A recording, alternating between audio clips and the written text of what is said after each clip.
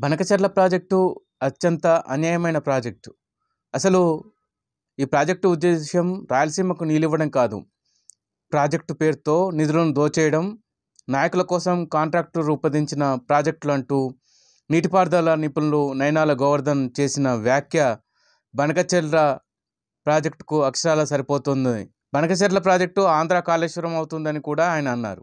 తెలంగాణలో Kaleshwaram project దండగమారి project అని గోవర్ధన్ చాలా కాలంగా ఆరోపణలు చేస్తున్నారు. కాళేశ్వరం వల్ల సుమారు 50,000 కోట్లు అదనంగా రాష్ట్ర ఖజానాకు నష్టం వాటిల్లిందని ఆయన అన్నారు. బనకచెర్ల కూడా అటువంటిదే అని ఆయన అభిప్రాయపడ్డారు. రాయలసీమకు నీటిని తరలించే విషయంలో ఎవరికీ పెద్దగా అభ్యంతరాలు లేవని, అయితే సీమకు అవసరమైన నీటిని తరలించేందుకు ఇప్పుడున్న ప్రాజెక్టులు సరిపోతాయని నీటిపారుదల నిపుణులు, పౌర సమాజ ప్రతినిధులు వాదిస్తున్నారు. పోతిరెడ్డిపాడు హెడ్ రెగ్యులేటర్ నుంచి 11,000 క్యూసెక్లు మాత్రమే తరలించేది, అంటే రోజుకు 1 టీఎంసీ. రాజశేఖర రెడ్డి హయాంలో దాన్ని 4 కాల్వ తవ్వి మరో 44,000 క్యూసెక్కులు నీటిని తరలించి ఏర్పాటు చేశారు. అంటే రోజుకు 4 టీఎంసీల నీటిని తరలించవచ్చు. అంటే మొత్తంగా రోజుకు 5 టీఎంసీల నీటిని తరలించే అవకాశం ఏర్పడింది. ఇది చాలదని జగన్మోహన్ రెడ్డి అధికారంలో ఉన్న సమయంలో శ్రీశైలం అట్టడుగు నుంచి, అంటే 800 అడుగుల లెవెల్ నుంచి రోజుకు 34,722 క్యూసెక్ల నీటిని, అంటే రోజుకు మరో 3 టీఎంసీల నీటిని తరలించేందుకు మరో కాలువను పోతిరెడ్డిపాడు దాకా తవ్వుకొచ్చి అక్కడి నుంచి ఎత్తిపోసేందుకు రాయలసీమ ఎత్తిపోతల పథకం ప్రారంభించారు. అంటే మొత్తంగా రోజుకు 89,722 క్యూసెక్ల నీటిని అంటే 8 టీఎంసీల నీటిని తరలించేందుకు ప్రాజెక్టులు పూర్తయ్యాయి. రాయలసీమ ఎత్తిపోతల పథకం RLIS ఇంకా నీటిని తరలించడం ప్రారంభించలేదు. RLIS పూర్తి కాకుండానే 2024-25 సంవత్సరంలో రాయలసీమకు తరలించిన నీటి మొత్తం 240 టీఎంసీలు. ఇవి తుంగభద్ర, సుంకేశ్వరం నుంచి ఉపయోగించుకున్న నీటికి అదనం. 2019-20 నుంచి ఇప్పటి వరకు 2023-24లో తప్ప మిగిలిన అన్ని సంవత్సరాల్లో 200 టీఎంసీలకు పైగా నీటిని తీసుకుంటూనే ఉంది. దీనికి RLIS తోడైతే ఇక చెప్పేదే ఉంది. రోజుకు 8 టీఎంసీల చొప్పున 30 వరద రోజుల్లో 240 టీఎంసీల నీటిని తీసుకోవచ్చు. ఇది కాకుండా అంద్రినీవా ప్రాజెక్టు నుంచి తీసుకునే 40 టీఎంసీలు వేరే, తుంగభద్ర నుంచి తీసుకున్న 20 టీఎంసీలు కూడా లెక్క కడితే సుమారు 300 టీఎంసీలు రాయలసీమ తీసుకోగలుగుతుంది. ఇది తెలంగాణ తీసుకునే నీటి కంటే ఎక్కువ.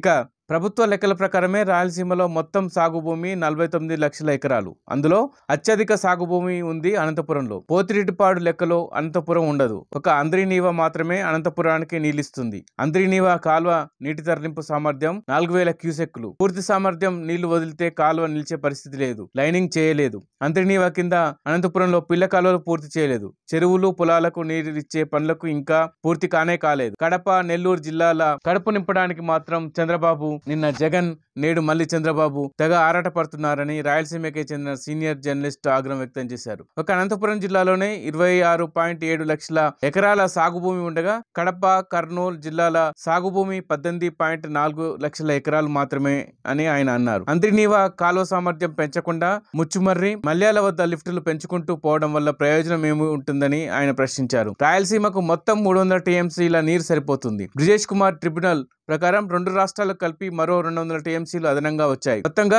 1000 టీఎంసీలు 2 రాష్ట్రాలు వాడుకోవచ్చు. ఇటొచ్చి పంపకాల వద్దే పంచాయతీ అంతా. కృష్ణా డెల్టాకు గోదావరి జలాలు, సీమ తెలంగాణకు కృష్ణా జలాలు. గోదావరి నుంచి నీటిని బనకచెర్లకు తీసుకురావాల్సిన అవసరం లేదు. చంద్రబాబు గాని, జగన్ కు గాని నిజాయితీ ఉంటే నాగార్జున సాగర్, శ్రీశైలం జలాల్లో తెలంగాణకు, రాయలసీమకు నికర జలాలు కేటాయించి పోలవరం నుంచి ఎంత నీటిని వాడుకున్నా ఎవరూ అభ్యంతర పెట్టరు. పట్టిసీమ నుంచి ఇప్పటికే ప్రతి ఏటా 80-90 టీఎంసీల నీటిని కృష్ణా డెల్టాకు తెస్తున్నారు.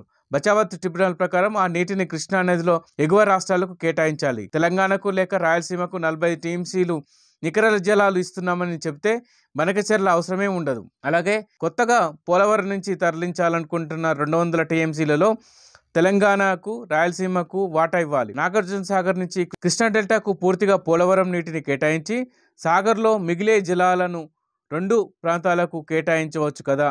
అన్ని లిఫ్టులు ఎందుకు, టన్నెళ్ళు ఎందుకు, బనకచెర్ల ఎందుకు, 80,000 కోట్లు ఎందుకు? ఇది ప్రజాధనం వృధా చేయడమే. రాష్ట్ర ఖజానాపై మోయలేని భారాన్ని మోపడమే. రాష్ట్రాన్ని పూర్తిగా అప్పుల పాలు చేయడమే. ప్రజలకిచ్చే ఉచిత పథకాల కంటే బనకచెర్ల ప్రమాదకరమైన పథకం. అందుకే ఆంధ్ర పౌర సమాజం ప్రతినిధులు కూడా ఈ పథకంపై తీవ్ర వ్యతిరేకత వ్యక్తం చేస్తున్నారు. గోదావరి, కృష్ణా, పెన్నా, కావేరి ఇలా నదులన్నిటినీ అనుసంధానం చేస్తామని కేంద్రం చాలా కాలంగా ఊదరగొడుతున్నది. అనుసంధానం పేరుతో నదీ జలాలపై పూర్తి పెత్తనం చేజిక్కించుకోవాలన్నది కేంద్రం ఎత్తుగడ.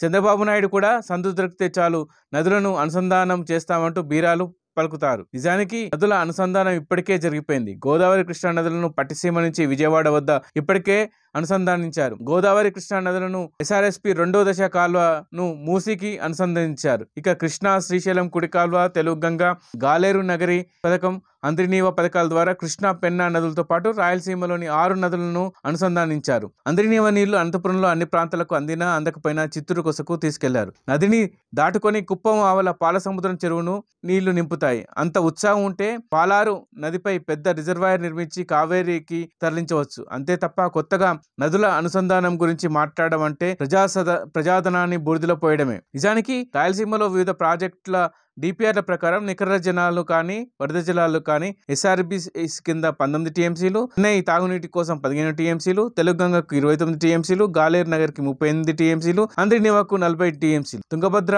ఎగువ కాలువకు 10 టీఎంసీలు, కడప కర్నూలు కాలువకు 10 టీఎంసీల నీటిని వాడుకోవాల్సింది. అంటే మొత్తం 161 టీఎంసీలు కృష్ణా జలాలను వాడుకోవడానికి ప్రాజెక్టుల నిర్మాణం జరిగింది.